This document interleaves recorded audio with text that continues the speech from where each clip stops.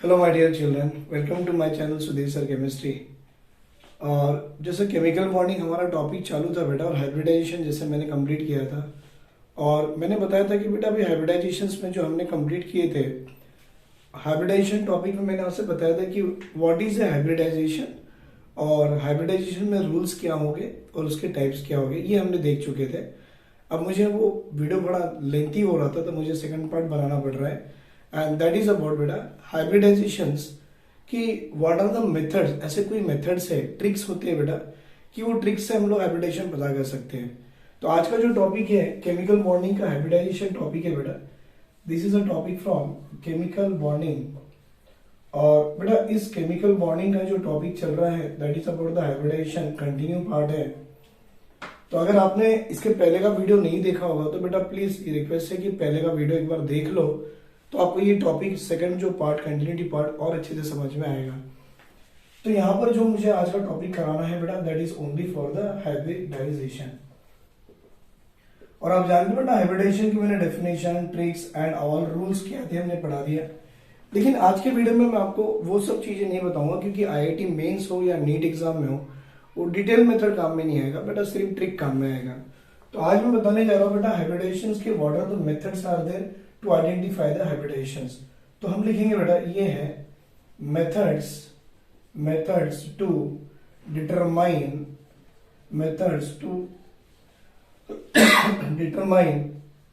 Determine hybridisation. मतलब किसी भी मॉलिक्यूल कंपाउंड रेडिकल अगर आपको दे दे और उस कंपाउंड हो या मॉलिक्यूल राइट या रेडिकल्स में से किसी पर्टिकुलर एटम की अगर हाइब्रिडाइजेशन पूछे तो उससे कुछ मेथड्स होते हैं बेटा। ये मेथड्स दो फॉर्म में काम करते हैं। या तो पहला वाला फॉर्म होता है स्ट्रक्चर अगर दे दे तो वहां से आप हाइब्रिडाइजेशन पता करो, और सेकंड मेथड होता है बेटा वो उसका फॉर्मूला होता है या एक पर्टिकुलर फॉर्मूले से आप किसी की भी हाइब्रिडाइजेशन पता कर सकते हो। तो सबसे पहले हम देखेंगे बेटा स्ट्रक्चर अगर दिए हैं तो हाइब्रिडाइजेशन कैसे पता कर सकते हैं। तो ये टॉपिक नंबर 1 है, दैट इज अगर हमको स्ट्रक्चर गिवन दिया हो तो हाइब्रिडाइजेशन कैसे पता करना है। देखो बेटा छोटा सा एग्जांपल दे रहा हूं मैं, ये वाला पहला वाला एग्जांपल है ये H2O वाला। बेटा H2O का उन्होंने स्ट्रक्चर्स दिए हैं, ये ऐसा स्ट्रक्चर्स करके मेंशन किया हुआ है। और आप जानते हो ऑक्सीजन के सराउंडिंग में 2 लोन पेयर भी दिए गए हैं। तो ये तो पक्का ही हो गया बेटा, इस ऑक्सीजन के सराउंडिंग में सिग्मा बॉन्ड 2 है और लोन पेयर 2 है। तो देखो Z सीधा सीधा निकालते हैं, आपको बताया था व्हाट इज ए Z। बेटा Z की वैल्यू 2 आ सकती है, Z की वैल्यू 3 आ सकती है, Z की वैल्यू 4 भी आ सकती है, 5 एंड 6। तो Z is equal to number of bond pair plus lone pair present around the central atom. मतलब यहां पर देखिए सेंट्रल एटम के सराउंडिंग में बॉन्ड पेयर 2 है, सिग्मा बॉन्ड 2 है तो बॉन्ड पेयर 2 आ गए, और सेंट्रल एटम के अराउंड में लोन पेयर 2 है तो Z की वैल्यू यहां पर 4 आती है। और Z की वैल्यू 4 आना मतलब आपको याद होगा बेटा हमने ऐसे ही पढ़ा था, Z की वैल्यू 2 अगर आ जाए हाइब्रिडेशन sp की होती है, Z की वैल्यू 3 आ जाए हाइब्रिडेशन sp2 की होती है, और Z की वैल्यू 4 आ जाए तो हाइब्रिडेशन sp3 होती है। वैसे ही बेटा Z की वैल्यू अगर 5 आ जाए तो हाइब्रिडेशन sp3d की होती है, Z की वैल्यू 6 आ जाए तो हाइब्रिडेशन हमारी sp3d2 की होती है, 7 अगर आ जाए तो sp3d3 होती है। तो यहां देखिए बेटा ये एग्जांपल में ऑक्सीजन के पास 2 बॉन्ड पेयर है और 2 लोन पेयर है। अगर इसके पास 2 बॉन्ड पेयर और 2 लोन पेयर आ जाए तो सीधा सीधा Z की वैल्यू 4, हाइब्रिडेशन इसकी क्या आ गई sp3। तो ये एक एग्जांपल नंबर A था बेटा। अब दूसरे कुछ एग्जांपल जो हमने अब तक सीखे थे, सिंपल एग्जांपल है। अगर ये CH4 का उन्होंने स्ट्रक्चर मेंशन कर दिया कि सर ये CH4 का स्ट्रक्चर दे दिया ऐसे करके, बेटा स्ट्रक्चर देख के तो आपको समझ में आ ही रहा होगा कि Z की वैल्यू क्या आना चाहिए। सोचो बेटा क्या आना चाहिए Z की वैल्यू, इसके अराउंड में एक sigma bond sigma bond sigma bond sigma bond, मतलब आप क्या करो बॉन्ड पेयर ही देखो बेटा। तो that means Z is equal to bond pair plus lone pair. तो Z के अराउंड में बॉन्ड पेयर कितने आ रहे, 4 आ रहे, बेटा लोन पेयर कुछ भी नहीं है। Z इज इक्वल टू 4 मतलब इस मॉलिक्यूल के सेंट्रल एटम कार्बन की हाइब्रिडाइजेशन sp3 है। इस मॉलिक्यूल वाटर के सेंट्रल एटम ऑक्सीजन की हाइब्रिडाइजेशन बेटा sp3 है। Is it clear? 2 एग्जांपल समझ में आ रहे हैं। देखो बेटा बॉन्ड पेयर लोन पेयर से ही कर सकते हैं हम लोग हाइब्रिडेशन क्या है, ठीक है। अब देखो और एक एग्जांपल देने जा रहा हूं मैं, the best example third one, that is ammonia molecule. Example number C बेटा, ये अमोनिया मॉलिक्यूल, और इन्होंने नाइट्रोजन की हाइब्रिडेशन पूछा है, तो स्ट्रक्चर दिया हुआ है क्योंकि स्ट्रक्चर गिवन वाले कंसेप्ट चल रहे हैं हमारे। तो अब इस स्ट्रक्चर गिवन में आप देख सकते हो बेटा एन और एच के बीच में सिग्मा सिग्मा सिग्मा और एक लोन पेयर। तो आपको निकालना क्या है, जेड की वैल्यू निकालनी है। तो Z is equal to number of bond pair plus lone pair. Z is equal to bond pair कितने, 1 2 3, अच्छी बात है। लोन पेयर कितनी, 1। जेड की वैल्यू अगर 4 आ जाए तो हाइब्रिडेशन sp3 आ गया। इन अमोनिया मॉलिक्यूल में नाइट्रोजन की हाइब्रिडेशन क्या आ गई बेटा, sp3 आ गई, ठीक है, sp3 आ गई। अब ऐसी और एक एग्जांपल देखो बेटा, मैं देने जा रहा हूं एग्जांपल नंबर 4, सी तो हो गया। एग्जांपल नंबर 4 डी बेटा PCl3 का स्ट्रक्चर है। उन्होंने ऐसा मेंशन करके दे दिया कि भाई ये एक लोन पेयर था और बाकी 3 इस तरह से बॉन्ड पेयर थे, तो sigma sigma sigma lone pair. Z is equal to number of bond pair. देखो बेटा बॉन्ड पेयर कितने आ रहे हैं यहाँ पर, 1 2 3, बॉन्ड पेयर 3, और लोन पेयर कितने आ रहे हैं बेटा, 1। तो Z की वैल्यू 4, तो हाइब्रिडेशन ये भी क्या आ गई, sp3 आ गई। Is it clear? अब देखो आपको थोड़े से चीजें हटके दूंगा मैं, मतलब अब बात क्या आ रही है, एवरी टाइम हम लोग Z की वैल्यू से हाइब्रिडेशन बताते हैं, तो आपको थोड़ा सा मैं और क्लैरिटी दे रहा हूं। क्लैरिटी क्या, सुनो सर, आप जो Z is equal to bond pair bond pair bond pair बोलते जा रहे हो, एक्चुअल में ये बॉन्ड पेयर क्या होता है मालूम, सिग्मा बॉन्ड होता है बेटा, सीधी सीधी बात है। एक्चुअल में ये जो बीपी बीपी बॉन्ड पेयर जो बोल रहे हो वो एक्चुअल में सिग्मा बॉन्ड देखना है। अब देखो एक आंसर और क्लैरिटी मिला के दे रहा हूं मैं, आई थिंक मैंने ABCD करा दिया। एक ई एग्जाम्पल ले लो भाई, ई वाला। सर ये SO2 का मॉलिक्यूल दे दिया, सल्फर की हाइब्रिडेशन पूछा और उन्होंने स्ट्रक्चर भी दे दिए, उन्होंने ऐसा स्ट्रक्चर दे दिए, वो इतना तो काम करेंगे बेटा, स्ट्रक्चर तो देंगे। अब आपसे पूछा जाएगा बेटा इस SO2 मॉलिक्यूल में कितने बॉन्ड होते, तो first bond is a sigma और दूसरा बॉन्ड होता है पाई। तो आपको सिग्मा पाई बॉन्ड का आपको कंसेप्ट याद होगा बेटा, इसके पहले वाले वीडियो में मैंने बना के दिया था, that is a valence bond theory में, याद होगा? नहीं तो एक बार VBT देख लो बेटा, उसमें और क्लैरिटी आ जाएगा। तो 2 आइटम के बीच में पहला बॉन्ड सिग्मा, उसके बाद में बनने वाला बॉन्ड पाई। बेटा वैसे ही 2 आइटम के बीच में पहला बॉन्ड सिग्मा, तो नेक्स्ट बॉन्ड बनने वाला क्या होगा, पाई बॉन्ड होगा। तो 2 सिग्मास आ गए बेटा और 2 पाई आ गए।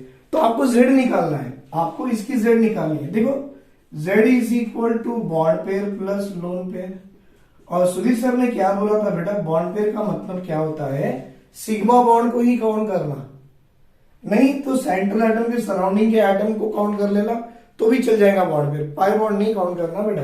तो सिग्मा बॉन्ड रहे 2, लोन पेयर रहा 1, तो Z की वैल्यू 3,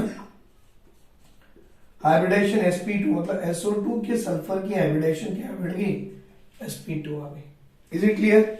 और एक देखो बेटा एग्जांपल, E के बाद F, ये SO3 का मॉलिक्यूल है, SO3 के मॉलिक्यूल को स्ट्रक्चर मेंशन करके दे दी है, S डबल बॉन्ड O बेटा, S double bond O, S double bond O। इन दोनों के बीच का पहला बॉन्ड सिग्मा, तो next bond pi, first bond sigma तो next bond pi, first bond sigma तो नेक्स्ट बॉन्ड पाई। तो बोलो बेटा Z की वैल्यू कितनी आएगी, चलो tell me what is the value of Z, you are going to get it. Try करो बेटा, आप लोग एक बार मिल जाएगा, देखो कुछ ना कुछ तो। सो आई होप बेटा आपने Z की वैल्यू निकाल दिए होंगे। देखो SO3 में ये बॉन्ड्स है, आपको इसमें क्या काउंट करना है, सिग्मा बॉन्ड, 1 2 3 सिग्मा, तो बॉन्ड पेयर 3 आ गए, एंड लोन पेयर कुछ भी नहीं है तो 0। Z इज इक्वल टू 3, मतलब हाइब्रिडेशन बन गया sp2। अब बच्चों को डाउट आ रहा है कि सर हमने सिग्मा बॉन्ड ही क्यों कंसिडर किए, पाई बॉन्ड क्यों नहीं किया?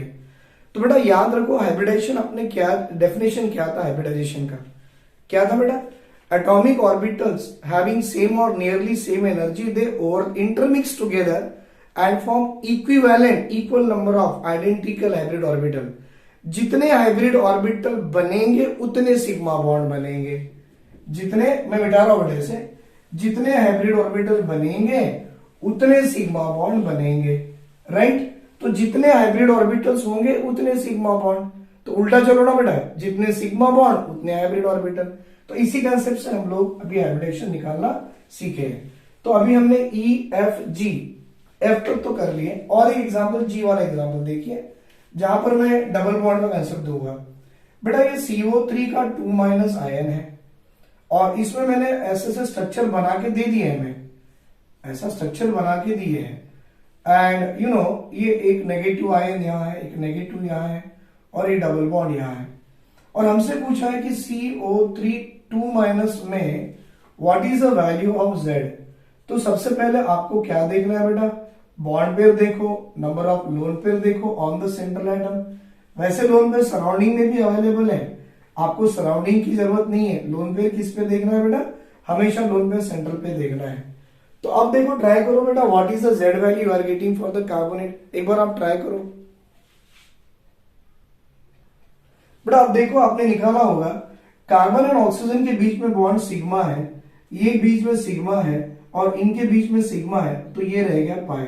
Number of sigma how many बेटा 3, तो Z is equal to bond pair 3, central atom does not have any lone pair, तो 0, sir Z is equal to 3, that means it undergoes sp2 type of the hybridisation. I hope आपको अच्छे से समझ में आ गया बेटा ये, राइट। तो ये कंसेप्ट था जो मुझे आपको बेस्ड ऑन दी स्ट्रक्चर्स बताना था, what is the hybridization and how to find out the hybridization. चलो थोड़ा सा इसी स्ट्रक्चर्स के बेसिस पे मैं आपको ऑर्गेनिक कंपाउंड के हाइब्रिडेशन निकालना सिखा देता हूं। ऑर्गेनिक कंपाउंड देखो बेटा, कार्बन के सराउंडिंग में 4 सिंगल बॉन्ड्स हो सकते हैं, बिकॉज कार्बन की वैलेंसी हमेशा 4 है, तो कार्बन हमेशा 4 बॉन्ड बनाएगा।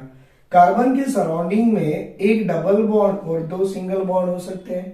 कार्बन की वैलेंसी अब भी देखो 4 ही है, और कार्बन के अराउंड में बेटा एक ट्रिपल बॉन्ड और एक सिंगल बॉन्ड ये भी हो सकता है, और कार्बन के सराउंडिंग में 2 डबल बॉन्ड इस तरह से हो सकते हैं।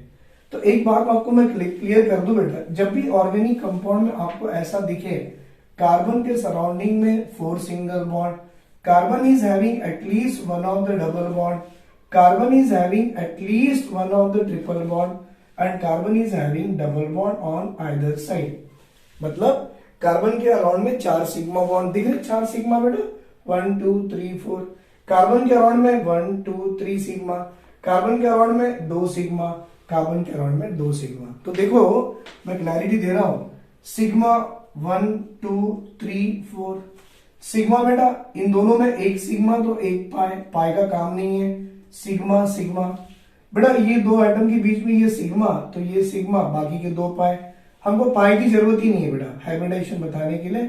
यहां पर एक सिग्मा एक पाई, एक सिग्मा एक पाई, तो यहां Z की वैल्यू देखो कितनी आती है, number of sigma bond 4, pi bond 0, Z की value number of sigma bond 3, Z की value number of sigma bond, central atom के सराउंडिंग में 2 सिग्मा बॉन्ड है, और यहां सराउंडिंग में 2 सिग्मा बॉन्ड है।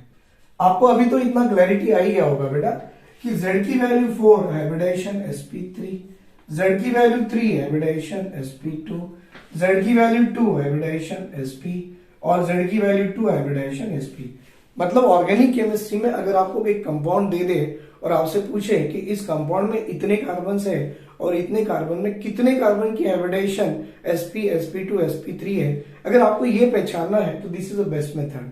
क्या बेटा, अगर कार्बन के सराउंड में 4 मतलब ओनली सिंगल बॉन्ड है, उस कार्बन की हाइब्रिडेशन क्या बोलो, sp3। कार्बन के सराउंड में एटलीस्ट एक भी डबल बॉन्ड आ जाए, उस कार्बन की हाइब्रिडेशन क्या बन जाएगी, sp2। कार्बन के सराउंडिंग में एक ट्रिपल बॉन्ड भी दिख जाए तो उस कार्बन की हाइब्रिडेशन sp होती है, और कार्बन के सराउंडिंग में डबल बॉन्ड दोनों तरफ से दिख जाए तो कार्बन की हाइब्रिडेशन sp होती है। तो ये मेथड है बेटा हाइब्रिडेशन पता करने का। अब इस मेथड के बेसिस पे मैं आपको छोटे से एग्जांपल्स देने जा रहा हूं, just see examples I want to give for you. अब ये सब कुछ बोर्ड पर ही है, मैं आपको एग्जांपल देने जा रहा हूं। बेटा उन्होंने कुछ ऑर्गेनिक कंपाउंड इस तरह से लिख के दे दिए, पूछा ये CH3 है, ये CH2 है, बेटा ये CH है, 2 3 4 1 2 3, 4 और ये ऐसा कंपाउंड दे दे, और उन्होंने बोला बेटा ये कार्बन एटम नंबर 1 है, ये कार्बन एटम हमारा नंबर 2 है, कार्बन एटम नंबर 3 पे है, कार्बन एटम नंबर 4 पे है, तो इसमें से कार्बन एटम 1 की हाइब्रिडेशन कितनी, 2 की कितनी, 3 की कितनी और 4 की कितनी। तो बेटा ये जो स्ट्रक्चर बोर्ड पे आपको दिख रहा है ना, ये स्ट्रक्चर एक्चुअली कंडेंस फॉर्म में है, पूरा चिपक के ना कंडेंस है, आपको इसको खोलना है। तो बेटा मैंने देखा है बहुत से बच्चों को है ना ऑर्गेनिक कंपाउंड के स्ट्रक्चर्स या कंपाउंड को खोलना नहीं आता, तो मैं आपको एक छोटी सी ट्रिक बताता हूँ, सीखो कैसे। बेटा कार्बन कार्बन है, पहले 2 कार्बन को अलग लिख दो, देखो कार्बन कार्बन है ना, दोनों कार्बन को पहले अलग लिख दो, लिख दिए, दोनों के बीच में एक बॉन्ड दे दो, अच्छी बात है। फिर ये कार्बन और ये कार्बन, फिर ये कार्बन में एक बॉन्ड, फिर ये कार्बन, इनके बीच में 2 बॉन्ड दिख भी रहे तो बना दो। पहला काम आपने क्या करना है, कार्बन कार्बन के बीच में एक एक बॉन्ड बना लो, जहां कुछ बॉन्ड नहीं दिख रही एक एक दो, जहां नहीं दिख रही, जहां डबल बॉन्ड दिख रही वहां डबल बॉन्ड दे दो। पहला काम तो कर लिए, और फिर 2 बार 3 बार बोलने की कोशिश करो, बोलो कार्बन की वैलेंसी इक्वल टू 4, बोलो बेटा कार्बन की valency equal to 4, very good, carbon की वैलेंसी इक्वल टू 4 बार बार बोलना है, क्योंकि कार्बन की वैलेंसी 4 है, एटॉमिक नंबर 6 है, वैलेंसी 4 है, मतलब कार्बन 4 बॉन्ड ही बनाएगा। इसके पास हाइड्रोजन कितने, 3 है, तो 1 देन 2 देन 3, तो देखो बेटा 1 2 3 और एक 4th बॉन्ड बन गया, कार्बन की वैलेंसी 4 आ गई।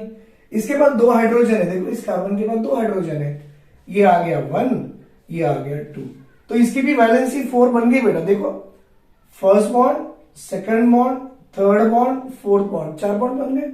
इसके पास एक ही हाइड्रोजन है सर, अच्छी बात है, एक हाइड्रोजन, बेटा एक हाइड्रोजन लगाने के बाद भी इसकी वैलेंसी 4 है, देखो 1 2 3 4 बन गया। इसके पास 2 हाइड्रोजन है सर, एक यहां पर और एक यहां पर, तब भी इसकी वैलेंसी 4 बन गई, देखो 1 2 3 4। तो पहले आपने स्ट्रक्चर खोल दिए, वेरी गुड। और अभी आपको याद आ रहा सुरेश सर का ट्रिक कैसा है, कार्बन के सराउंड में सिंगल बॉन्ड की डबल बॉन्ड, सिंगल बॉन्ड, तो इस कार्बन की हाइब्रिडेशन क्या होगी सर, इसकी हाइब्रिडेशन sp3 होगी। बेटा यहां पर भी देखो सिंगल बॉन्ड, इसकी हाइब्रिडेशन क्या होगी, इसकी भी sp3 होगी।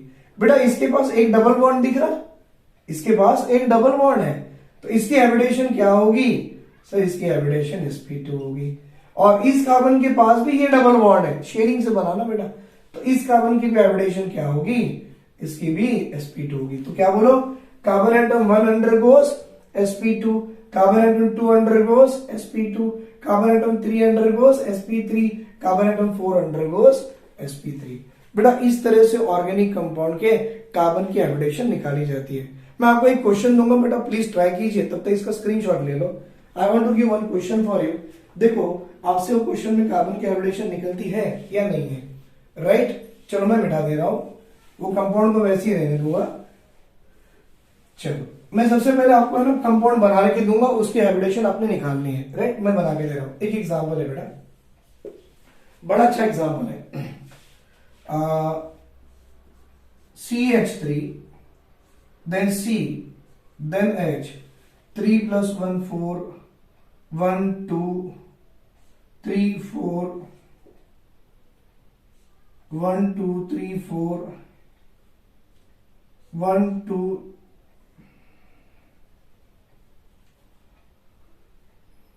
1 2 3 4, 1 2 3 and 4, 1 2 3 4,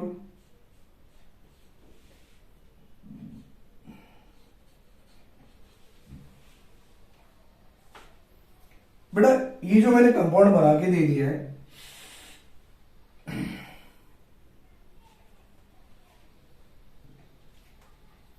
मैं इसकी नंबरिंग देने जा रहा हूं।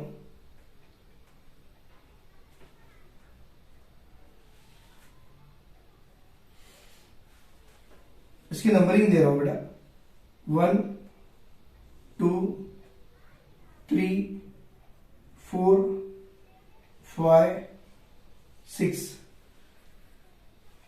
जस्ट आपको बताना है कार्बन एटम 1 की हाइब्रिडेशन क्या है, कार्बन एटम 2 की हाइब्रिडेशन क्या है, कार्बन एटम 3 की हाइब्रिडेशन क्या है, कार्बन एटम 4 की हाइब्रिडेशन क्या है, कार्बन एटम 5 की हाइब्रिडाइजेशन क्या है, कार्बन एटम 6 की हाइब्रिडाइजेशन क्या है। एक बार ट्राई करो बेटा, जस्ट वीडियो पॉज करके देखो, ट्राई करके देखो क्या आता है। बेटा ये जो कंपाउंड मैंने दिया था, ये कंपाउंड में मैंने कार्बन एटम 1 2 3 4 5 6 में हाइब्रिडाइजेशन पूछा है। तो जब ये कंपाउंड आपके सामने बोर्ड पे इस तरह से दिख रहा है और आपसे एक एक कार्बन की हाइब्रिडाइजेशन पूछे है, तो सबसे पहला रूल याद करो, मैंने क्या बताया था।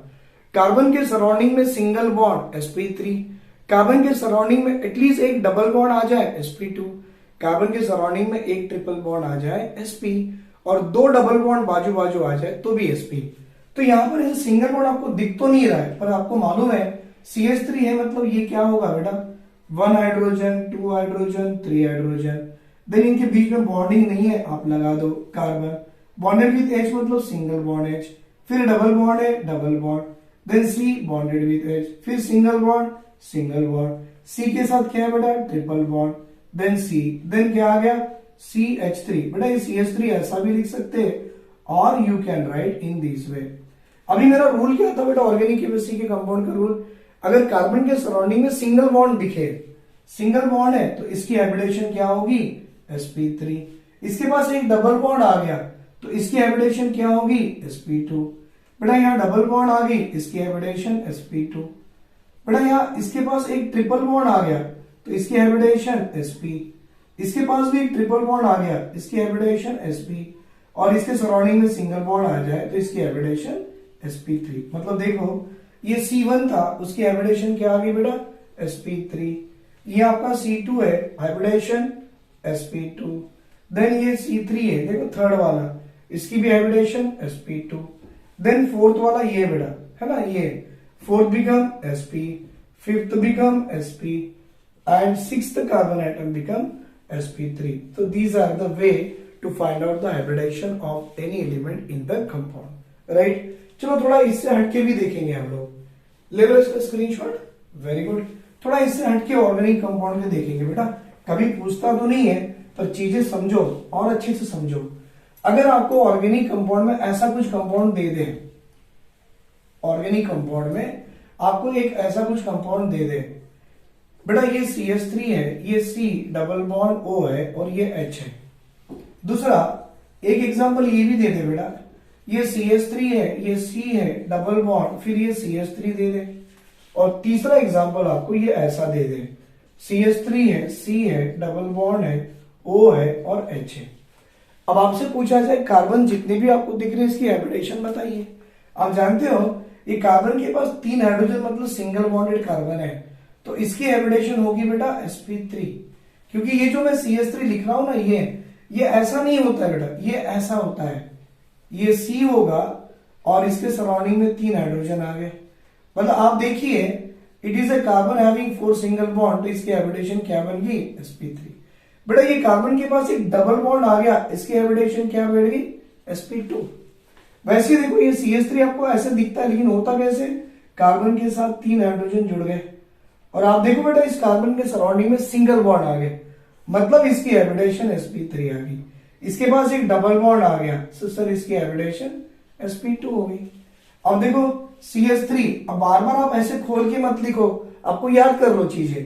CH3 मतलब इसकी हाइब्रिडेशन sp3, CH3 इसकी हाइब्रिडेशन sp3, C के साथ डबल बॉन्ड जुड़ गया, इसकी हाइब्रिडेशन sp2। मतलब जब भी स्ट्रक्चर दिए हो तो सबसे पहले Z equal to bond pair plus lone pair लगाओ। बॉन्ड पेयर में सिग्मा बॉन्ड काउंट करना बेटा, पाई बॉन्ड काउंट नहीं करना, क्योंकि hybrid orbital is a concept for the sigma. जितने हाइब्रिड ऑर्बिटल बनेंगे उतने सिग्मा बॉन्ड बनेंगे, पाई बॉन्ड कंसिडर नहीं करना। और लोन पेयर, सेंट्रल एटम पे जितने लोन पेयर लगा लो, जितनी Z की वैल्यू आएगी वो उसकी हाइब्रिडेशन डिसाइड करेगी।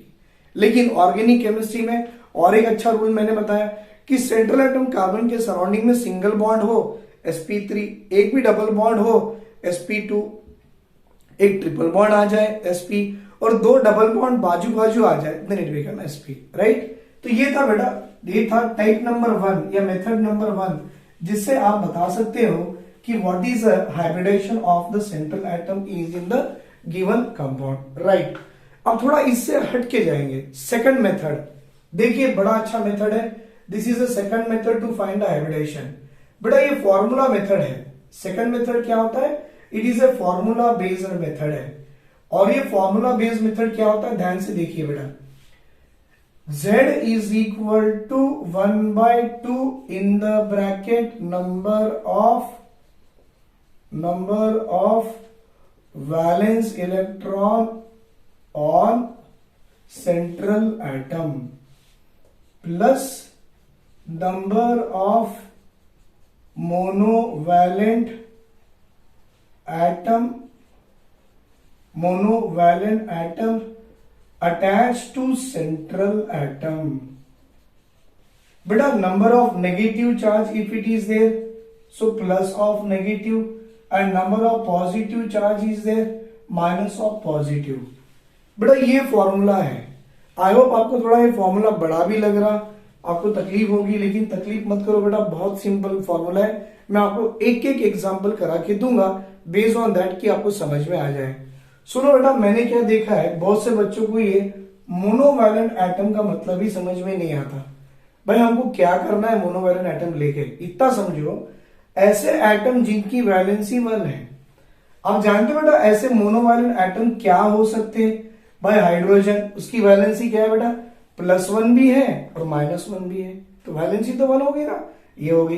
बेटा आप हैलोजन जानते हो, halogen, fluorine -1, chlorine -1, bromine -1, iodine, बेटा ये भी -1 है। मतलब आपको जब भी ऐसे ये 5 में से कोई भी मोनोवैलेंट एटम सेंट्रल एटम के सराउंडिंग में दिखे, देखो number of monovalent atom attach to central atom, किसी भी सेंट्रल एटम को ये 5 में से कोई भी एटम दिख गया तो समझ जाना कि वो मोनोवैलेंट एटम है, और वो कितने हैं उतने नंबर लगाना है। दूसरा, एनायन कितनी नेगेटिव चार्ज होगी, उतने नंबर ऑफ नेगेटिव चार्ज को प्लस करो या उतनी नंबर ऑफ पॉजिटिव चार्ज को माइनस करो। बेटा number of valence electron on central atom, मैंने ये भी देखा है बेटा, बहुत से बच्चों को है ना number of valence electron on central atom याद ही नहीं रहता। मैं आपको बताऊं, पूरी केमिस्ट्री में वैलेंस इलेक्ट्रॉन के लिए अगर पूछे जाएगा तो सिर्फ ये पूछा जाएगा। देखो देखो मैं बना के दे रहा हूं बेटा, 3rd A ग्रुप का बोरॉन, 4th A ग्रुप का कार्बन और सिलिकॉन, 5th A ग्रुप का नाइट्रोजन फॉस्फोरस और 6th A ग्रुप का बेटा अपना ऑक्सीजन सल्फर। वैसे 7th A ग्रुप का अगर आप जा रहे हो अंदर में और, तो 7th A ग्रुप में एक फ्लोरीन और एक क्लोरीन। जहां तक मुझे याद है फ्लोरीन के बारे में ज्यादा सेंट्रल एटम बनते ही नहीं है, क्लोरीन बन सकता है बेटा लेकिन फ्लोरीन नहीं बनेगा। और उसके आगे अगर आप 8th ग्रुप में जाते हो 0 ग्रुप में, तो आपको मालूम है 0 ग्रुप में आने वाला क्या है बेटा, एक तो आएगा हीलियम, बाद में आएगा नियॉन, बाद में आएगा आर्गॉन, बाद में आएगा क्रिप्टॉन, और जो बाकी के आने वाले हैं वो है जेनॉन। मतलब पूरी ऑर्गेनिक केमिस्ट्री में जो कंपाउंड बनते हैं वो आपके जेनॉन से बनते हैं। हाँ बेटा, अब ऐसा नहीं कि वो हमारा क्रिप्टॉन नहीं बनाएगा, पर मैक्सिमम जो केमिस्ट्री में देखे गए कंपाउंड जेनॉन वाले हैं।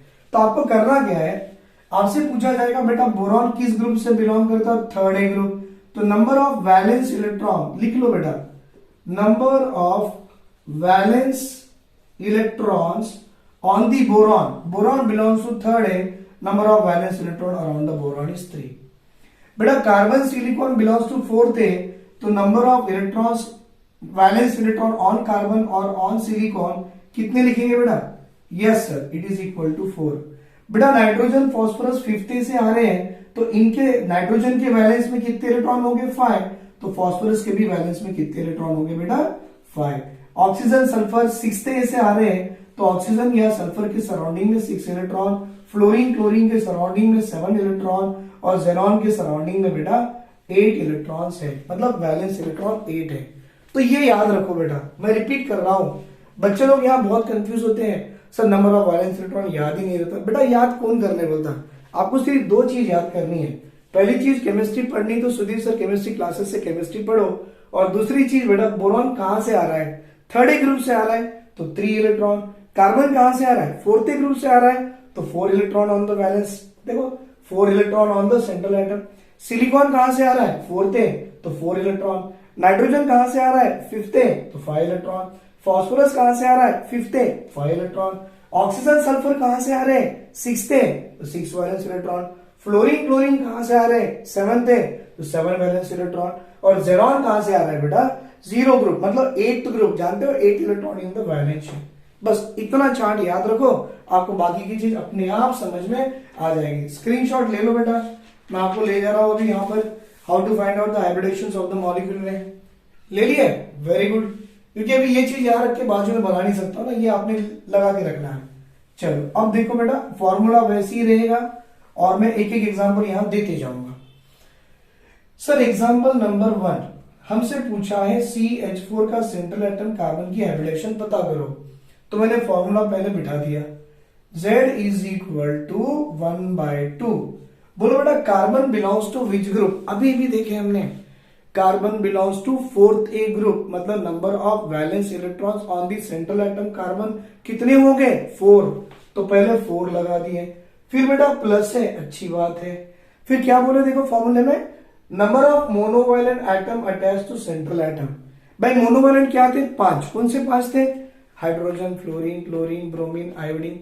बेटा क्या इस 5 में से कोई एटम सेंट्रल एटम कार्बन के सराउंडिंग में, हाँ सर है, कौन से, हाइड्रोजन, कितने, 4 लगा दो, नंबर ऑफ मोनोवैलेंट कितने, 4।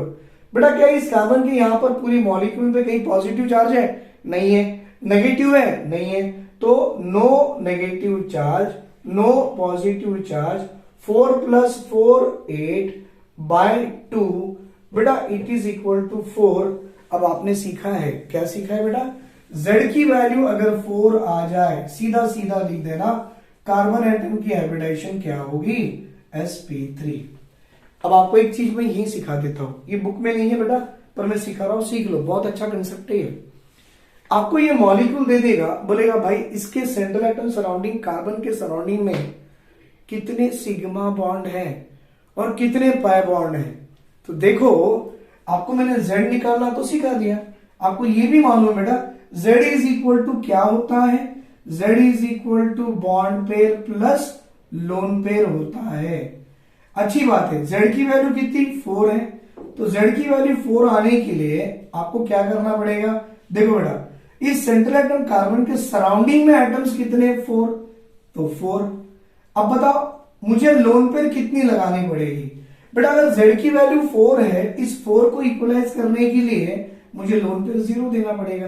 देखो Z की वैल्यू क्या है बेटा, 4 है, तो यहां पर Z is equal to bond pair क्या होती है, सेंट्रल एटम के सराउंडिंग में एटम्स कितने हैं, सेंट्रल एटम के सराउंडिंग में 4 एटम है, तो बॉन्ड पेयर तो 4 हो गए। अब Z की वैल्यू 4 आने के लिए लोन पेयर क्या लगाना पड़ेगा, 0। हम बोल सकते हैं इस CH4 मॉलिक्यूल में नंबर ऑफ बॉन्ड पेयर 4 है and number of lone pair is equal to 0 है। बेटा धीरे धीरे समझ में आएगा, डोंट वरी अबाउट इट। ये किसका हो गया, it is A molecule of methane. किसका हो गया बेटा, it is A molecule of methane. ठीक है, अब सेकंड एग्जांपल दे रहा हूं मैं।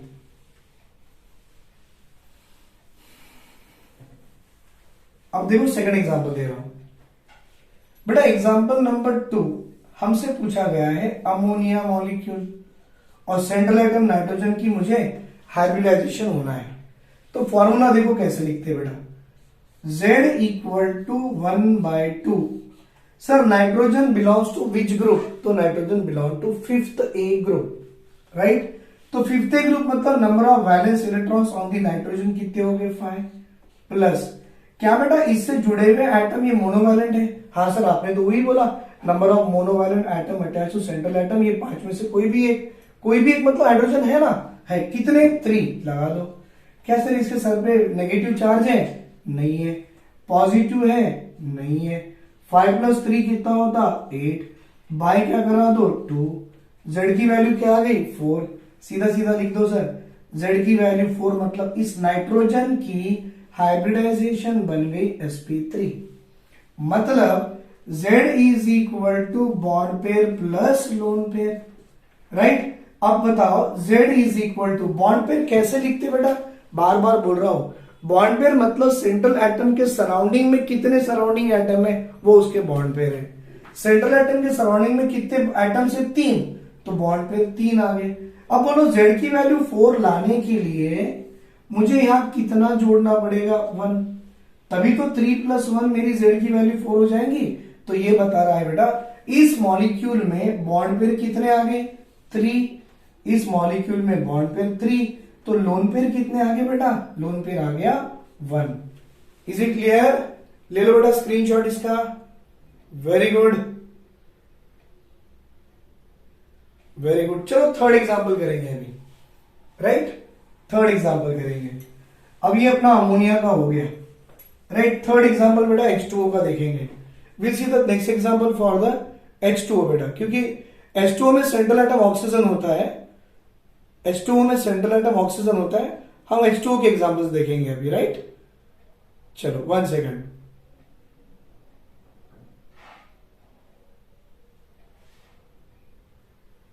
थर्ड एग्जांपल देखो बेटा, third, what is the third example? Third example हम बात करेंगे H2O मॉलिक्यूल्स की। बेटा आप बताइए आपके H2O मॉलिक्यूल में सेंट्रल एटम कौन है? तो H2O मॉलिक्यूल में सेंट्रल एटम इज ऑक्सीजन है, दिख रहा बेटा, सेंट्रल एटम कौन है, ऑक्सीजन है। और ऑक्सीजन की एवरेशन निकालनी है, how, same, Z is equal to 1/2 into oxygen belongs to which group, 6th A group. अभी भी चार्ट बना के दिया था, 6th ग्रुप मतलब number of electrons in the valence shell of oxygen कितने होंगे, 6 plus number of monovalent atom 2, hydrogen monovalent है 2। Sir no negative no positive छोड़ दो, अब बार बार क्यों लिखना, नहीं है तो 6 + 2 होते हैं 8, 8/2 = 4। सर Z की वैल्यू 4, ऑक्सीजन की हाइब्रिडेशन क्या बैठ गई, sp3। अब आप बोलोगे CH4 भी sp3 आया, सर अमोनिया भी sp3 आया, वाटर भी sp3 आया। हाँ बेटा पहले सिंपल एग्जांपल करेंगे जहां सिर्फ sp3 दिखते हैं, अच्छी बात है, ये तो आ गया। सर क्या इसमें बॉन्ड पेयर कितने होंगे और लोन पेयर कितने होंगे, क्या बता पाओगे? हाँ भाई देखो कैसे, आपको मालूम है Z is equal to bond pair plus lone pair. और मैं तब से आपको एक ही चीज सिखाते आ रहा हूं, क्या बेटा, कि बॉन्ड पेयर क्या होते हैं, सेंट्रल एटम के सराउंडिंग एटम कितने, वो बॉन्ड पेयर है। सेंट्रल एटम ऑक्सीजन के सराउंडिंग में कितने एटम से, 2, तो बॉन्ड पेयर 2 प्लस। अब आप बताइए बेटा Z की वैल्यू 4 लाने के लिए, Z की वैल्यू 4 लाने के लिए मुझे यहां कितना नंबर जोड़ना पड़ेगा? अरे सर यहां 2 जोड़ दो, 2 + 2 4 हो गए, मतलब बॉन्ड पेयर भी हो गए 2 और लोन पेयर भी हो गए 2। सर ये तो हम भी जानते हैं, ऑक्सीजन हाइड्रोजन हाइड्रोजन, इसके सेंट्रल में 2 लोन पेयर इस तरह से देते हैं। तो central atom oxygen is having 2 lone pair and it is having बेटा 2 बॉन्ड पेयर। तो देखो 2 लोन पेयर 2 बॉन्ड पेयर के हिसाब से आपने बॉन्ड पेयर लोन पेयर भी निकालना सीख लिया, अगर आपको हाइब्रिडेशन निकालना आ गया तो, राइट। अब चलो कुछ डिफिकल्ट स्ट्रक्चर्स देखेंगे बेटा, ले लो ये हो गया। अब कुछ डिफिकल्ट स्ट्रक्चर्स देखेंगे जिसमें पॉजिटिव नेगेटिव चार्जेस वाले कंसेप्ट होते हैं, वो भी करेंगे अभी, राइट। तो अब मैं फॉर्मूला मिटा दूं बेटा, नहीं ठीक है रहने दो। तो आपने मीथेन देखा, अमोनिया देखा, वाटर देखा। सर एग्जांपल नंबर 4 पे जाएंगे। मुझे पूछा गया है H3O plus hydronium ion central atom oxygen की हाइब्रिडेशन क्या है। Hydronium ion oxygen central atom की हाइब्रिडेशन क्या है, उसमें बॉन्ड पेयर कितने लोन पेयर कितने, ये एक बताना है। मैं एक काम करूंगा, इतने कॉलम में तो इसको कर ही लूंगा, और इसी से मिलता जुलता एक एग्जांपल नंबर 5 है बेटा, ये है अमोनियम आयन। इस अमोनियम आयन के सेंट्रल एटम नाइट्रोजन की हाइब्रिडेशन क्या है और इसके पास बॉन्ड पेयर कितने और लोन पेयर कितने, वो करना है। अब हम इन दोनों को अच्छे से देखेंगे। देखो ये भी पॉजिटिव ये भी positive, listen here, central atom oxygen central है, तो मैं Z की वैल्यू लिख रहा हूं, क्या लिखे बेटा, Z = 1/2 ब्रैकेट। अब जानते हो sir oxygen belongs to which group, 6th group, तो number of electron in the valence shell 6 plus बेटा मोनोवैलेंट एटम कितने, 3, अच्छी बात है। ये कैटायन की एनायन है, कैटायन, आपको देखो प्लस एनायन बोला था, मतलब जितनी नेगेटिव चार्ज होगी उतने ऐड करो, भाई एनायन तो नहीं है, लेकिन जितनी पॉजिटिव चार्ज होंगे उतने रिमूव करो। भाई पॉजिटिव चार्ज एक ही है तो उसको एक को रिमूव करो, वही 1 पॉजिटिव तो -1, 2 पॉजिटिव अगर होंगे तो -2 करना। तो एक नेगेटिव कर दो। देखो 6 + 3 9, 9 - 1 8, 8/2 4, सीधा लिख दिया, नहीं ना बेटा। 6 + 3 9, 9 - 1 8, 8/2 4 आ गया। Z की वैल्यू 4, मतलब सेंट्रल एटम ऑक्सीजन की हाइब्रिडेशन तो सही पड़ गई सर, sp3। ओके सर, अब मुझे एक काम करके बताओ, मुझे नहीं मालूम इस सेंट्रल एटम ऑक्सीजन के पास बॉन्ड पेयर कितने हैं और लोन पेयर कितने हैं, ये आपने ट्राई करके मुझे बताना है। प्लीज डू इट बेटा फास्ट, एक बार ट्राई करके बताओ क्या आएगा। अब इससे से समझ में आ गया बेटा, आपने Z की वैल्यू तो 4 निकाले, मतलब हाइब्रिडेशन sp3 आ गया। तो आपको ये भी मालूम था, रूल कैसा था, Z = number of bond pair plus lone pair. इसका मतलब मैंने पूछा बॉन्ड पेयर क्या है, तो सेंट्रल एटम के सराउंडिंग में एटम्स कितने, 3, तो बॉन्ड पेयर आ गए 3। अब बताओ बेटा, आपको Z की वैल्यू अगर 4 लाना है और ये 3 है, तो यहां क्या डालो 1, that means bond pair = 3 and lone pair = 1। Very good बेटा, जो बच्चों का बॉन्ड पेयर 3 आया और लोन पेयर 1 आया 100% करेक्ट है। अब यहां पर आ जाओ, सेंट्रल एटम नाइट्रोजन की हाइब्रिडेशन होना है, so Z = 1/2 times of nitrogen belongs to 5th group element, so number of valence electron on the nitrogen कितने होंगे 5, प्लस मोनोवैलेंट एटम हाइड्रोजन ही है, कितने 4 है। वेरी गुड, जितनी पॉजिटिव चार्ज हो गए उतने नंबर माइनस करो, एक ही पॉजिटिव चार्ज है, एक माइनस कर दिए। 5 + 4 9, 9 - 1 8, 8/2 4, Z की value 4, hybridisation of the nitrogen तो sp3 आ गई। दिख रहा बेटा, हाइब्रिडेशन ऑफ नाइट्रोजन क्या आ गई, sp3 तो आ गई। अब मुझे पूछा गया है इस अमोनियम आयन में बॉन्ड पेयर कितने और लोन पेयर कितने बेटा, just try it and get the answer. Very good बेटा, देखिए अब Z की वैल्यू 4 तो आ गए, बॉन्ड पेयर लोन पेयर निकालना आपको आ गया।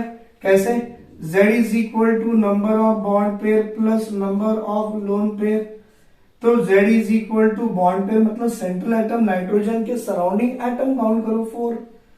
नाउ Z की वैल्यू आपको 4 लाने के लिए लोन पेयर को 0 देना पड़ेगा, that means bond pair = 4 and lone pair = 0। ये हो गया बेटा, बॉन्ड पेयर 4 हो गया and lone pair = 0 in the ammonium ion, right. चलो और थोड़े डिफिकल्ट एग्जांपल्स भी करेंगे बेटा इसमें, बता दें 3 और 4। अब थोड़े से नेगेटिव चार्ज वाले और विदाउट एनी चार्ज वाले वो भी करेंगे। Let me go with some example.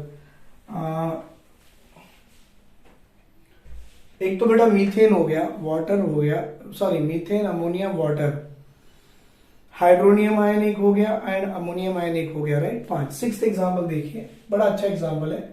Example number 6 is the SO2 molecule, central atom sulphur, and example number 7 बेटा SO3 molecule, central atom sulphur. देखो बेटा दोनों को करके देखेंगे कैसे, सुनो। I want to get the hybridisation of sulphur, तो क्या करो, Z = 1/2 टाइम्स ऑफ, मैंने अभी भी आपको एक चार्ट लिख के दिया था, sulphur belongs to 6th A group, तो number of valence electrons on the sulphur कितनी होगी 6, प्लस बेटा इसके सराउंडिंग में ऑक्सीजन है, क्या ऑक्सीजन मोनोवैलेंट है, नहीं सर यहाँ पर ऑक्सीजन दिख ही नहीं रहा, ओनली 5 है। कौन से 5, hydrogen, fluorine, chlorine, bromine, iodine, oxygen तो कहीं नहीं है। मतलब number of monovalent atom attach to central atom कितने हो गए 0। क्यों 0 है बेटा, क्योंकि ऑक्सीजन मोनोवैलेंट नहीं होता, तो मोनोवैलेंट नहीं होता तो क्या लिखो 0। क्या बेटा इस पे नेगेटिव चार्ज है, नहीं है। क्या सर पॉजिटिव चार्ज है, नहीं है, छोड़ दो। क्या करो फिर, 6 + 0/2, 6/2 और 6/2 की वैल्यू 3।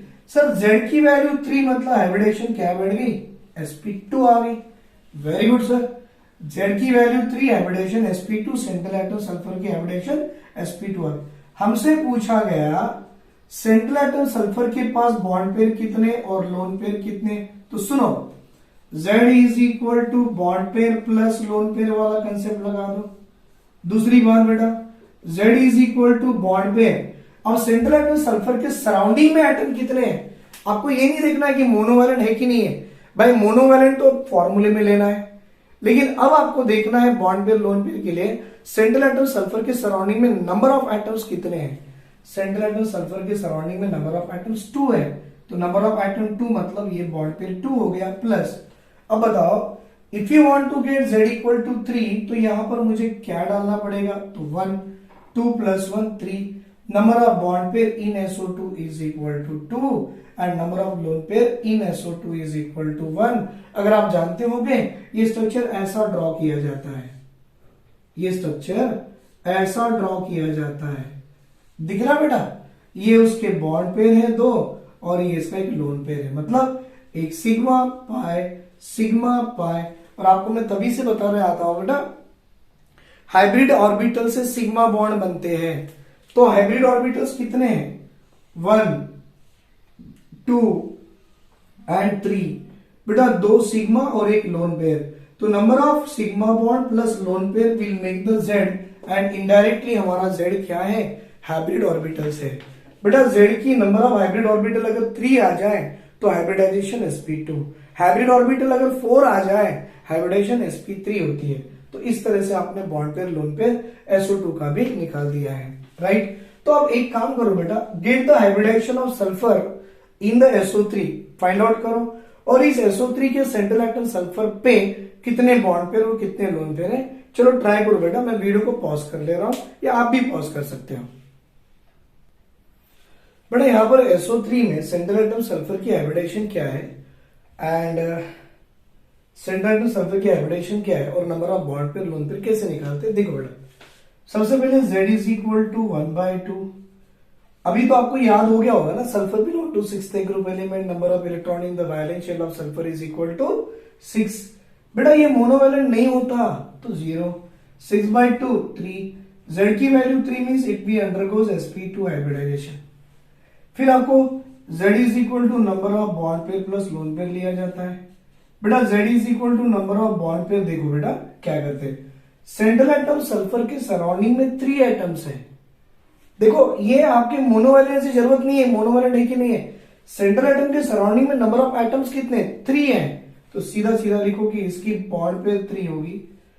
और बेटा Z की वैल्यू 3 लाने के लिए ये कितना दो 0, that means sir SO3 will have the bond pair equal to 3 and lone pair is equal to 0। I hope आपको अच्छे से समझ में आ गया बेटा, ठीक है, ले लो स्क्रीनशॉट इसका, बना दिए। चलो एक 8th एग्जाम्पल देखो बेटा, आपके सामने बोर्ड पे एग्जाम्पल नंबर 8 आ रहा है, आप ट्राई कीजिए, वीडियो पॉज करके ट्राई कीजिए बेटा, राइट। मैं तो पॉज नहीं कराऊंगा, सीधा सीधा करा दूंगा। एग्जाम्पल नंबर 8 है, it is A NO3 minus nitrate ion, central atom nitrogen की हाइब्रिडेशन क्या होगी, गेट द आंसर। ट्राई करो बेटा, आ जाएगा, सबको आंसर आ जाएगा। बेटा ये जो मैंने कंपाउंड दिया है बोर्ड पे NO3 माइनस और नाइट्रोजन की हाइब्रिडेशन पूछा है, तो सुनो कैसे करते हैं। सबसे पहले आप क्या करो, फॉर्मूला लिखो बेटा, Z is equal to 1/2 times of nitrogen belongs to which group, 5th A group, that means number of electrons in the valence shell of the nitrogen is equal to 5। तो लगा दो बेटा, ये 5 हो गए। प्लस अभी यहां पर बताओ ये क्या है, मोनोवैलेंट है, नहीं सर, ऑक्सीजन नेवर भी मोनोवैलेंट, 5 ही है हमारे पास, hydrogen fluorine chlorine bromine iodine, oxygen नहीं होता, तो छोड़ दो इसको। फिर बोलो नंबर ऑफ नेगेटिव चार्ज कितने, 1। आपको देखो बेटा जितने नंबर ऑफ एनायंस होते हैं मतलब नेगेटिव चार्ज होते हैं उतने नंबर को ऐड करो। तो सर एक नेगेटिव उसको ऐड किए, पॉजिटिव है ही नहीं, काम का ही नहीं है।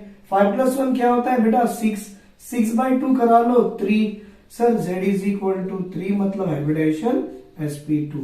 बेटा बच्चे लोग क्या करते हैं, ये नेगेटिव दिखना करके -1 कर देते हैं।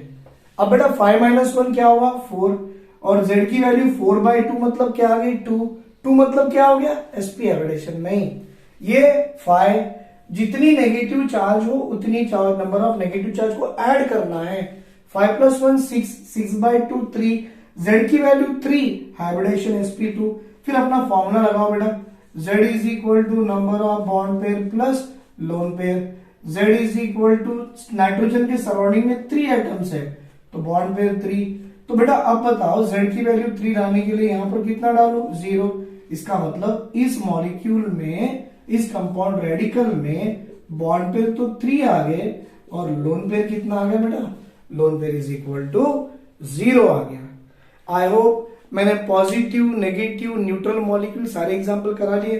चलो बेटा एग्जाम्पल नंबर 8 तक तो आ ही गए, और दो अच्छे अच्छे एग्जाम्पल कर लेंगे जिससे आपको क्लैरिटी आ जाएगा।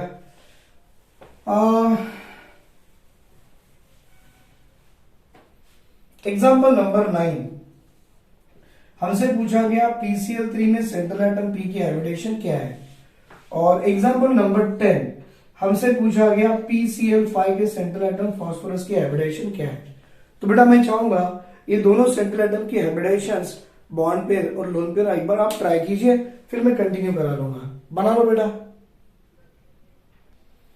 बेटा ये जो दो एग्जाम्पल मैंने दिए हैं, एक PCl3 का और एक PCl5 का, तो PCl3 का एक बार हाइब्रिडेशन देख लो, आपको क्या है वेरीफाई कर लो बेटा क्या होगा।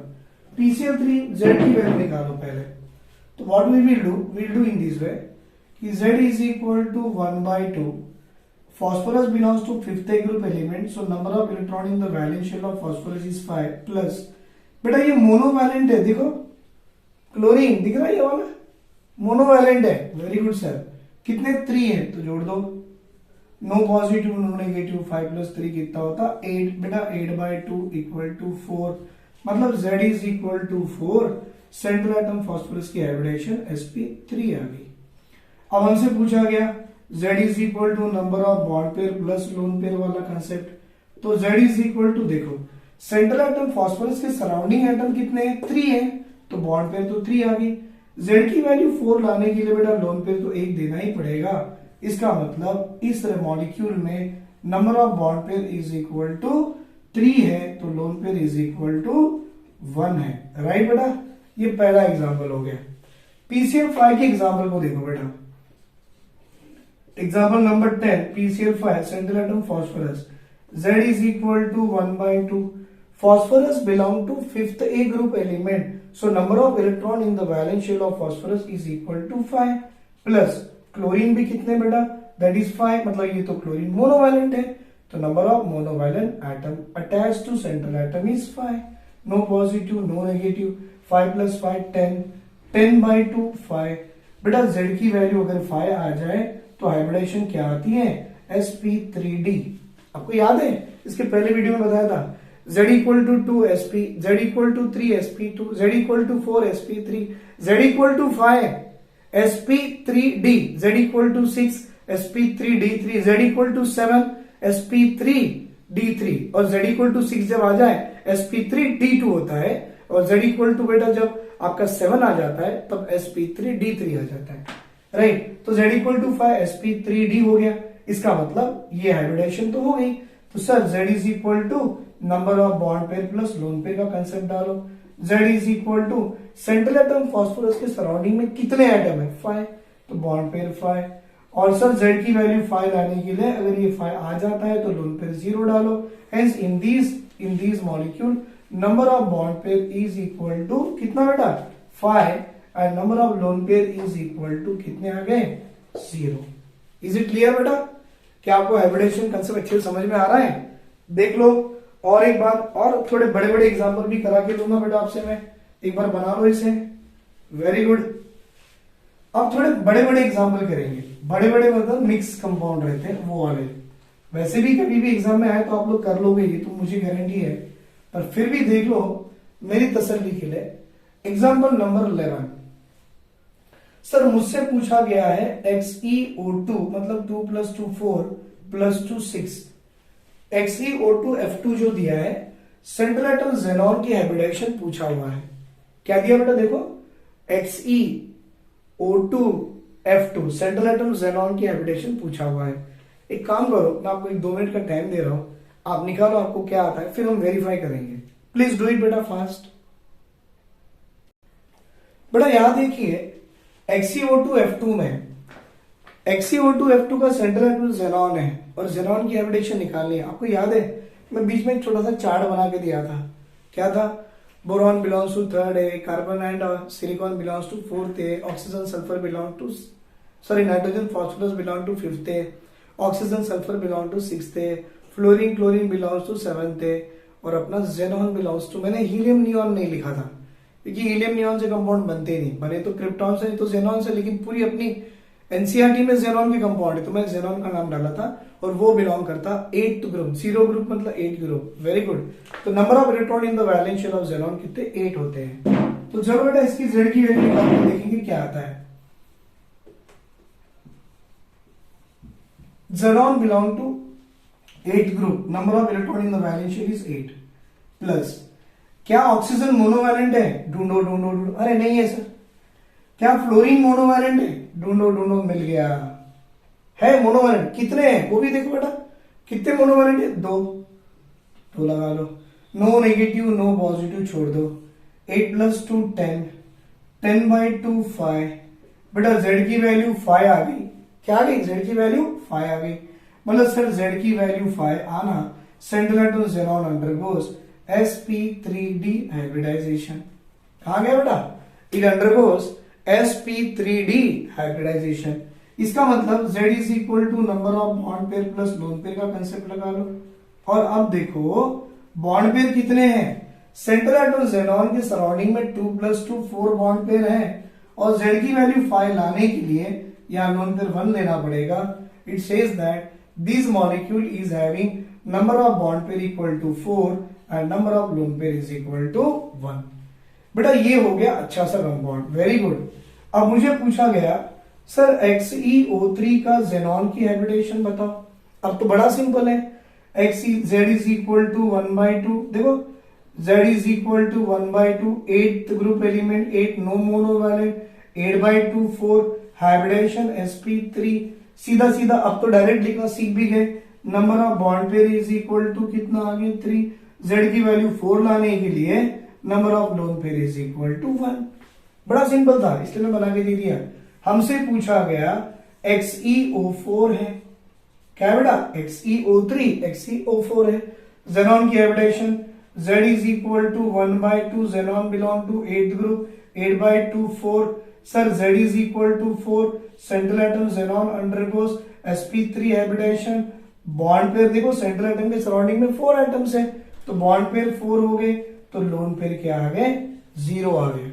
Is it clear. लेकिन ये जितने भी एग्जाम्पल किए हमने, ये सारे एग्जाम्पल का एक बाप है, और वो एग्जाम्पल आई मीन बाप इन द सेंस वो एग्जाम्पल इतना जबरदस्त एग्जाम्पल है कि वो IIT मेंस लेवल में पूछा गया है। और मैं चाहूंगा बेटा वो वाला क्वेश्चन अब आपने सॉल्व करके मुझे बताना है कि उसके सेंट्रल एटम की हाइब्रिडेशन कितनी, सेंट्रल एटम पे लोन पेयर कितने, और सेंट्रल एटम पे बॉन्ड पेयर भी कितने। तो एक था 11, 12, 13, एग्जाम्पल नंबर 14।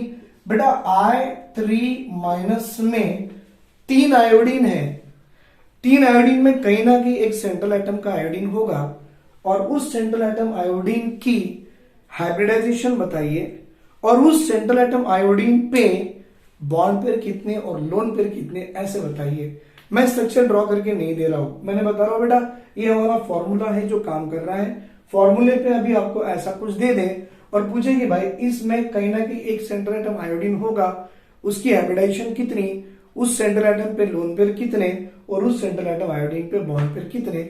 अब एक बार ट्राई करके मुझे बता देना है। ट्राई बेटा जल्दी से ट्राई करो। बेटा ये जो I3- जो दिया है वो I नीचे 3 है ऊपर माइनस है। क्या करना, इसके 2 मेथड्स है। पहले तो आप रफली बना लो, सेंट्रल एटम होगा, बाजू बाजू में 2 हो गए, है ना, और एक नेगेटिव चार्ज कहीं ना कहीं ऊपर नीचे तो होगा, नहीं मालूम कहाँ है, ऊपर नीचे होगा, मैं बताऊंगा कहाँ है वो भी बताऊंगा, अभी तो देख लो। सेंट्रल एटम आयोडीन, अच्छी बात है। Z is equal to 1/2। बेटा iodine belong to 7th group, number of electron in the valence shell 7, very good. बेटा इसके मोनोवैलेंट 2 है, क्योंकि ये भी मोनोवैलेंट ही है भाई, यस सर। फिर एक नेगेटिव चार्ज मतलब एक एनायन को ऐड करो, 7 + 2 9, 9 + 1 10, 10/2 5। Z की वैल्यू 5 मतलब हाइब्रिडेशन sp3d आ गई। इसका मतलब Z is equal to bond pair plus lone pair का कंसेप्ट लगाओ। तो बेटा बॉन्ड पेयर देखो, इसके सराउंडिंग में 2 सराउंडिंग एटम ले लो तो बॉन्ड पेयर 2। अब 5 लाने के लिए लोन पेयर कितना लोगे, 3। दैट मीन्स इस I3- में अगर आपसे देखा जाए बॉन्ड पेयर 2 होते हैं और लोन पेयर 3 आते हैं। लेकिन ये तो कंसेप्ट मैंने यहां से बता दिया। बेटा आपने इसके मेरे पहला वाला वीडियो देखा केमिकल बॉन्डिंग का लेवी स्ट्रक्चर, मैंने वहां पे सारी दुनिया के स्ट्रक्चर्स निकालना सिखा दिया। सारी दुनिया का मतलब हमारी केमिस्ट्री में एनसीईआरटी में जितने सारे सिखा दिया, उसका एक ट्रिक सिखा दिया था। वही ट्रिक यहां अप्लाई कर रहा हूं। देखो बेटा, ये आय 3 माइनस है, तो मैंने मेरे ट्रिक में वीबीटी अपना लेवी स्ट्रक्चर्स के स्ट्रक्चर में बताया था। सबसे पहला रूल क्या है, total number of valence electrons. देखो बेटा, total number of valence electron. बेटा आप जानते हो आयोडीन के वैलेंस में कितने इलेक्ट्रॉन्स हैं, 7, क्योंकि 7 ग्रुप से आता है। इनटू आयोडीन है कितने बेटा, 3, तो 7 इंटू 3। बेटा एक नेगेटिव चार्ज है तो +1 कर दो, 7 इंटू 3 21, 21 प्लस 1 22 इलेक्ट्रॉन्स आ गए। फिर अब आयोडीन 3 है तो पहले एक सेंटर लगाओ, 2 सराउंडिंग में लगाओ, 2 सराउंडिंग में लगाओ। अब बोलो एक बॉन्ड बनाने के लिए कितने इलेक्ट्रॉन यूटिलाइज हुए, तो 2 बॉन्ड बनाने के लिए कितने इलेक्ट्रॉन यूटिलाइज हुए, 4। भाई 22 में 4 गए तो कितने बचे, 18। अब वो 18 इलेक्ट्रॉन जो बचे उसमें रूल ने बताया था जो लेफ्ट इलेक्ट्रॉन्स होते हैं that electron you have to utilise for completing the octet of surrounding atoms like iodine and iodine. 18 बचे हैं तो 1 2 3 4 5 6, तो देखो 2 4 6 प्लस 2 8, इसकी ऑक्टेट खत्म हो गई। तो आउट ऑफ 18 6 यहां यूटिलाइज किए, बेटा 6 यहां यूटिलाइज किए 6 प्लस 2 8, ये भी ऑक्टेट हो गई था। 2 4 6 प्लस 2 8, यहां भी 2 4 2 6 प्लस 2 8, मतलब टोटल आउट ऑफ 18 में 12 इलेक्ट्रॉन यूटिलाइज कर दिए। बेटा 18 में 12 गए तो बचे कितने, 6, तो यहां पर दे दो सेंट्रल को, 2 plus 2 4 plus 2 6। Got the point.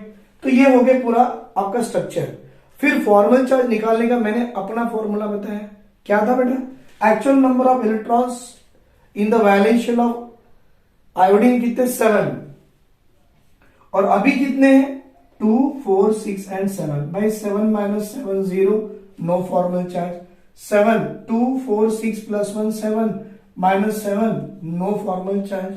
लेकिन यहां देखो बेटा, आपको दिख रहा है इस सेंट्रल एटम आयोडीन पे यहां पर कितने इलेक्ट्रॉन्स हैं, 2। एक्चुअल में इलेक्ट्रॉन्स ऑन दिस आयोडीन 7 होते हैं, पर अब कितने, 1 2 3 4 5 6 7 एंड 8। इसको काउंट करना, इन दोनों को काउंट करना बेटा, इन दोनों को नहीं करना। तो 2 4 6 प्लस 2 8, आ गए 8, तो 7 माइनस 8 कितना होता बेटा, -1। तो central atom iodine having a 1 formal charge as a -1। ये बेटा मैंने आपको कहां पढ़ाया था, याद है, मेरे केमिकल बॉन्डिंग का वीडियो देखो जहां पर मैंने वैलेंस लेवी स्ट्रक्चर्स बताए थे। बेटा उस लेवी स्ट्रक्चर्स में हमने ये वाला सीखा है, how to find out the number of formal charge on each item as well as how to find out the number of bond pair and lone pair around the central atom। देखो मैंने दोनों के दोनों rules में आपको clear करा दिया है। ले लो बेटा इसका स्क्रीनशॉट ले लो।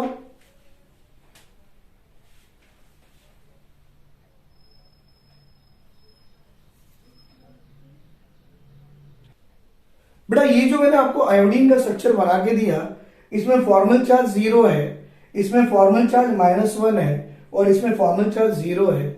ओवरऑल आपको दिख भी रहा, सेंट्रल एटम आयोडीन के पास 3 लोन पेयर है, हाँ सर 3 लोन पेयर है। सेंट्रल एटम आयोडीन के पास 2 सिग्मा बॉन्ड मतलब 2 बॉन्ड पेयर है, हाँ सर बॉन्ड पेयर भी 2 है। इस तरह से हम लोग किसी भी मॉलिक्यूल्स की बेटा, किसी भी मॉलिक्यूल्स रेडिकल्स आयंस के सेंट्रल एटम की हाइब्रिडेशन पता कर सकते हैं, number of bond pair and lone pair पता कर सकते हैं ओनली बाय दिस फॉर्मूला। तो ये फॉर्मूले को अच्छे से याद करना बेटा, Z equal to 1/2 number of valence electron on central atom plus number of monovalent atom attached to the central atom plus number of anion minus number of cation। जितनी भी नेगेटिव चार्ज हो उसको ऐड करना, जितनी भी number of positive charge हो उतने number से माइनस करना, Z की वैल्यू आ जाएगी, आप हाइब्रिडेशन बता दोगे।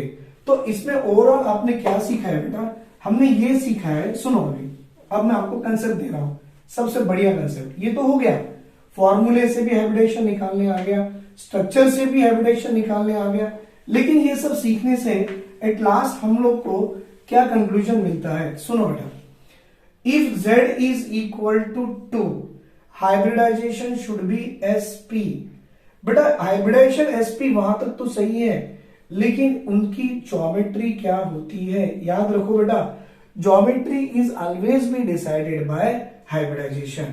तो ज्योमेट्री आएगी बेटा लीनियर, और जब ज्योमेट्री लीनियर आती है तो उनकी बॉन्ड एंगल होती है 180 डिग्री।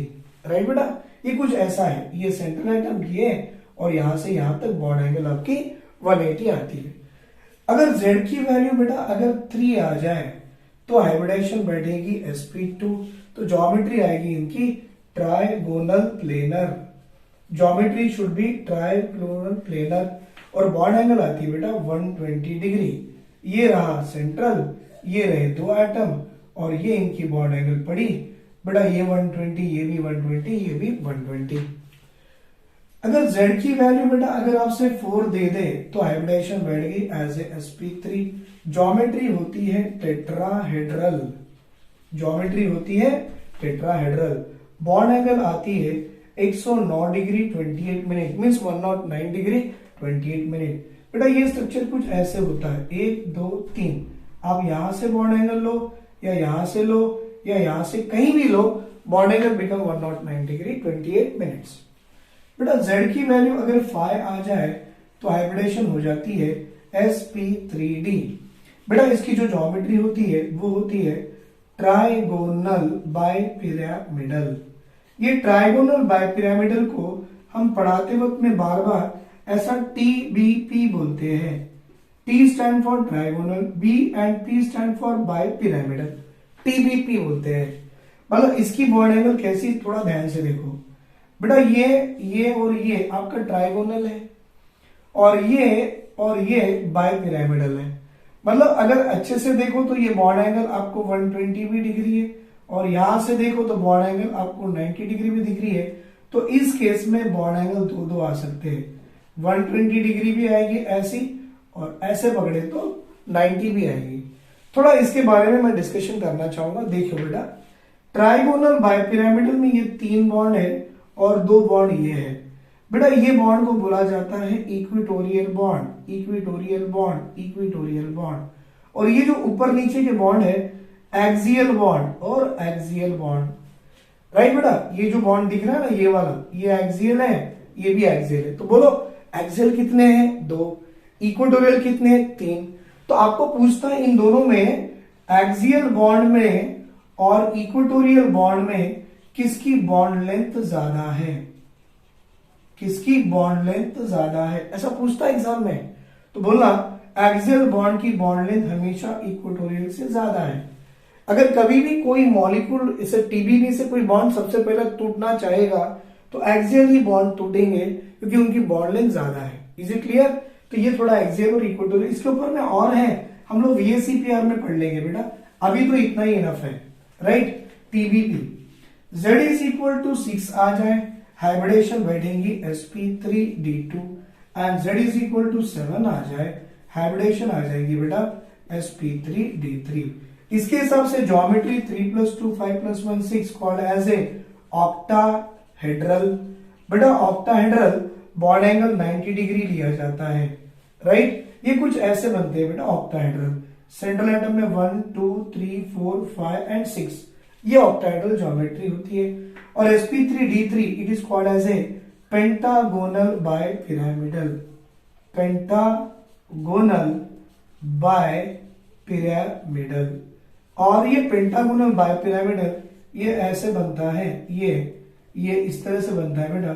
सेंट्रल एटम में 1 2 3 4 5, एक आ गया 6, एक आ गया 7। राइट, तो ये कुछ मैंने आपको बॉन्ड एंगल्स और इनकी ज्योमेट्री के हिसाब से कुछ हाइब्रिडेशन लिखा के दिए हैं। बेटा इनके बारे में मैक्सिमम जो हमको पढ़ना है वो हमको पढ़ना है VSEPR थ्योरी में। अब वो क्या है मैं आपको बताने जा रहा हूं। देखिए, जैसे ही हमने ये हाइब्रिडेशन का कंसेप्ट कर लिए तो यहां पर एक रूल आता है बेटा, हाइब्रिडेशन की एक लिमिटेशन आ गई। अब लिमिटेशन आने से सुनो, अभी आपको याद होगा हमने शुरू किए थे लेवी स्ट्रक्चर्स। लेवी स्ट्रक्चर में लिमिटेशन क्या था, अगर आपको याद होगा तो लेवी स्ट्रक्चर का लिमिटेशन था it does not explain the shape of the molecule, does not explain the geometry of the molecule. तो वो शेप एक्सप्लेन कराने के लिए VBT थ्योरी एग्जिस्ट कर गई। पॉलीगेंस लेटर्स आपकी वीबीटी थ्योरी एग्जिस्ट कर गई। वीबीटी में कुछ आपको लिमिटेशंस आ गए तो हाइब्रिडाइजेशन थ्योरी एग्जिस्ट कर गई। हाइब्रिडाइजेशन में लिमिटेशन क्या है वो सुनो, और उसको रेक्टिफाई कराने के लिए बेटा another theory came into existence and that will be called as a VSEPR theory. तो इनकी लिमिटेशन सीखो क्या है। देखो बेटा ये इनकी लिमिटेशंस है। व्हाट इज दैट लिमिटेशंस, वही वाले जो एग्जांपल हम अब तक लेके आए, व्हाट इज दैट, चलो सुनाता हूं बेटा मैं। अरेंजमेंट ऑफ द, ये जो इनकी लिमिटेशन जो होती है वो ओनली डिपेंड्स करती है इनकी बॉन्ड एंगल पे और कुछ भी नहीं। सुनो कैसी लिमिटेशन है। अगर मैं ये मॉलिक्यूल CH4 दे दूं बेटा, हमारा मॉलिक्यूल अमोनिया दे दूं और ये मॉलिक्यूल एज ए वाटर दे दूं, तो आपको तो इतना मालूम है सेंट्रल एटम कार्बन की Z की वैल्यू 4, नाइट्रोजन की Z की वैल्यू 4 और ऑक्सीजन की Z की वैल्यू कितनी है, 4 है। हाँ बेटा, मतलब यहां पर ये भी क्लियर है आपके पास, bond pair 4, lone pair equal to 0। आपको ये भी क्लियर है bond pair 3, lone pair is equal to 1। आपको ये भी क्लियर है बॉन्ड पेयर इक्वल टू 2 और lone pair is equal to 2। बेटा Z की वैल्यू अगर 4 आती है तो हाइब्रिडाइजेशन sp3 sp3 sp3, मतलब ज्योमेट्री sp3 के हिसाब से क्या आती है, टेट्राहेड्रल। मैंने बताया ना, geometry was decided by hybridisation. Tetrahedral tetrahedral, सही है बेटा, टेट्राहेड्रल टेट्राहेड्रल, राइट। अब देखिए आगे, राइट बेटा, अगर ज्योमेट्री टेट्राहेड्रल हो तो बॉन्ड एंगल कितनी आती है, मतलब एक्सपेक्टेड बॉन्ड एंगल क्या आएगी, 109 degree 28 minutes, 109 degree 28 minutes, 109 degree 28 minutes expected bond angle है। लेकिन सर एक्सपेरिमेंटली देखा गया है इसकी bond angle 109 degree 28 minutes I. अरे वाह सर, हम खुश हो गए। एक्सपेक्टेड भी 109 डिग्री 28 थी और ये भी एक्सपेरिमेंटली 109 डिग्री 28, हम खुश हो गए, वेरी गुड सर। लेकिन यहां पर एक्सपेक्टेड 109 डिग्री 28 है लेकिन एक्सपेरिमेंटली 107 डिग्री आ गई। अब लोग परेशान हो गए, सर एक्सपेक्टेड तो 109 थी और आ रही 107, कुछ ना कुछ तो गड़बड़ है। फिर 2 बार किए, 3 बार किए, 100 बार किए, सब बार वैसी हुआ। फिर उनको लग गया, थोड़ा सा डाउट आ गया कि हाइब्रिडाइजेशन थ्योरी में भी कुछ ना कुछ तो फर्क है, क्या है नहीं मालूम। फिर एक्सपेक्टेड 109 थी, एक्सपेक्टेडली 104 आ गई। फिर लोग और ज्यादा डर गए, भाई यहां तो डर ठीक है, अब यहां भी गड़बड़ हो गई, अब तो 100% डर गए, अब तो पूरे श्योर हो गया इसमें भी कुछ ना कुछ गलती है, मतलब दुनिया में कोई चीज परफेक्ट नहीं है। अब क्या चीज गलती है, what is the defect in that one, तो ये बता नहीं पाए, तो उन्होंने बोल दिया भाई हाइब्रिडाइजेशन में ये कुछ जो आपको मिल रहा है expected bond angle, experimentally bond angle जो मिल रहा है, ये कुछ ना कुछ इसकी लिमिटेशंस है। हम इसके ऊपर थोड़ा काम करेंगे और काम करके आपको बताएंगे कि ये लिमिटेशंस क्यों आ रही है। तो काम करने के लिए सब लोग आगे आ गए और आगे आने के बाद अब ये जो आया ना, ये डिफरेंस जो आया, ये डिफरेंस को सबसे पहले प्रूव किया बेटा VSEPR थ्योरी ने, called as a what, valence shell electron pair repulsion theory ने। तो बेटा मेरा वीडियो थोड़ा लेंथ बहुत बड़ा हो गया, मैं छोटा वीडियो बना ही नहीं पाता हूँ 10 मिनट 20 मिनट का, क्योंकि मैं जब पढ़ाने जाता हूँ तो मेरी आदत ये मैक्सिमम चीजें उसको निकाल के रूल्स क्या है, एक्सप्लेनेशंस क्या है, डिटेल क्या है, एक्सेप्शनल्स क्या है, क्यों आता है, कैसे आता है, मैं बताता हूँ। तो वीडियो का लेंथ बेटा 1 घंटे से ऊपर हो गया। अगर मैं VSEPR अभी फिर शुरू करूं, फिर वो 1 घंटा 2 घंटे का एक वीडियो मुझे भी अच्छा नहीं लगता। तो व्हाट वील डू बेटा, the next part of this next video में मैं आपको VSEPR बताऊंगा। तो आपको समझ में आया, this is a limitations of the hybridization. क्या था बेटा कि एक्सपेक्टेड बॉन्ड एंगल समथिंग है और एक्सपेरिमेंटली कुछ अलग आ रहा है। So it was first clarified और explain by whom? It was explain by the VSEPR theory से।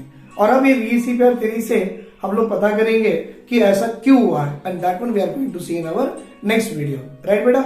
चलो बेटा, thank you very much, have a great day. आप एक काम करना बेटा, अगर आपको मेरा वीडियो पसंद आ रहा है तो please like it, share it और मैं चाहूंगा बेटा मैक्सिमम नंबर ऑफ बच्चों को इसे शेयर कीजिए। उससे क्या होगा, जो बच्चों को रियली इसमें डिफिकल्टी है ये टॉपिक में, एटलीस्ट वो उनको रेक्टिफाई हो जाएगा। और मैं आपको सबको एडवाइस करूंगा बेटा ये वीडियो आप मैक्सिमम बच्चों को भेजो, क्योंकि जो बच्चों को हाइब्रिडाइजेशन समझ में आएगा 11th क्लास का ऑर्गेनिक केमिस्ट्री उनको समझ में आएगा। बेटा 11th क्लास को ऑर्गेनिक समझने के लिए हाइब्रिडाइजेशन का कंसेप्ट समझना 100% जरूरी है। तो मेरा आपसे रिक्वेस्ट है कि आप इस वीडियो को मैक्सिमम बच्चे तक बेटा शेयर कीजिए। राइट, थैंक यू बेटा, thank you very much, have a great day, take care, bye.